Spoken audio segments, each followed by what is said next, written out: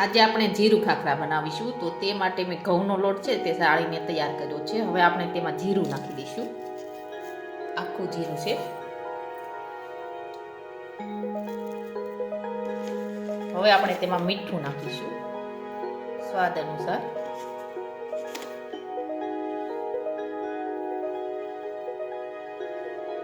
હવે આપણે હળદર નાખીશું, થોડી હળદર નાખીશું.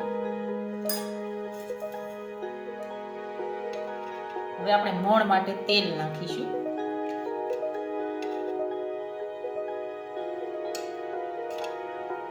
હવે આપણે મિક્સ કરી દઈશું લોટને આ રીતે. હવે આપણે પાણી ઉમેરી અને બાંધી લઈશું.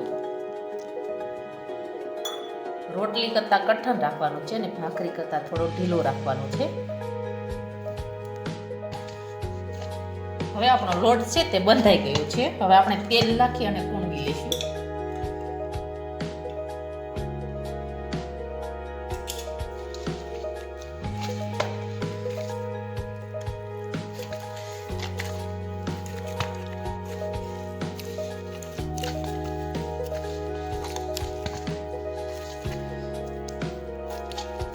હવે આપણો લોટ છે તે કૂણવાઈ ગયો છે. હવે આપણે તેને ઢાંકીને 1 કલાક સુધી મૂકી રાખીશું. ત્યાર પછી આપણે ખાખરા વણીશું.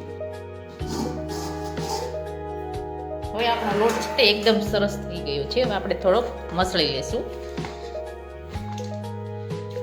હવે આપણે થોડા નાના નાના લુવા વાળી અને ખાખરા છે તે વણી લઈશું. આ રીતે આપણે લુવા બનાવી અને ખાખરા વણી લઈશું. હવે આપણે આછા આછા ખાખરા છે તે વણી લઈશું.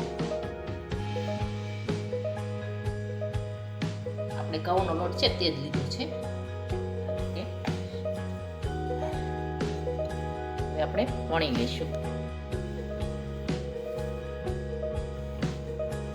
હવે આપણો ખાખરો છે તે એકદમ સરસ વણાઈને તૈયાર થઈ ગયો છે. આવા આછા ખાખરા છે તે આપણે વણીને તૈયાર કરી લઈશું. હવે આપણા ખાખરા છે તે વણાઈને તૈયાર થઈ ગયા છે. હવે આપણે શેકી લઈશું. હવે આપણે ખાખરા છે તે આપણે લોઢીમાં શેકી લઈશું આ રીતે.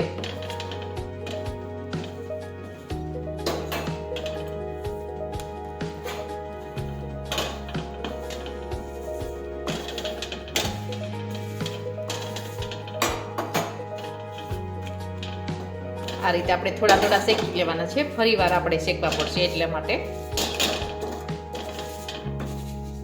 આવી રીતે આપણે શેકી લઈશું. હવે આપણે ખાખરા છે તે શેકીને તૈયાર કરી લીધા છે. હવે આપણે બીજી વાર પણ શેકી લઈશું. આ રીતે આપણે શેકી લઈશું. ફરીથી આપણે તેલ લગાવતા જશું. આ રીતે શેકવાના છે.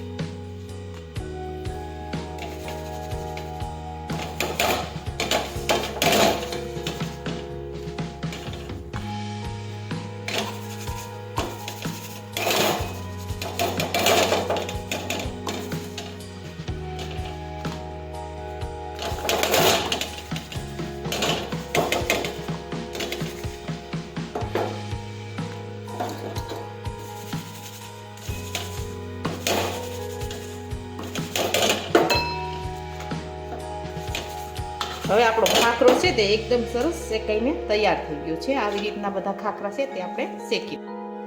હવે આપણા જીરું ખાખરા છે તે એકદમ સરસ બનીને તૈયાર થઈ ગયા છે. અને અમારો આ વિડીયો ગમે તો મારી JK કુકિંગ્સ એન્ડ હેન્ડવર્ક ચેનલને લાઈક કરો, શેર કરો અને સબસ્ક્રાઈબ કરો.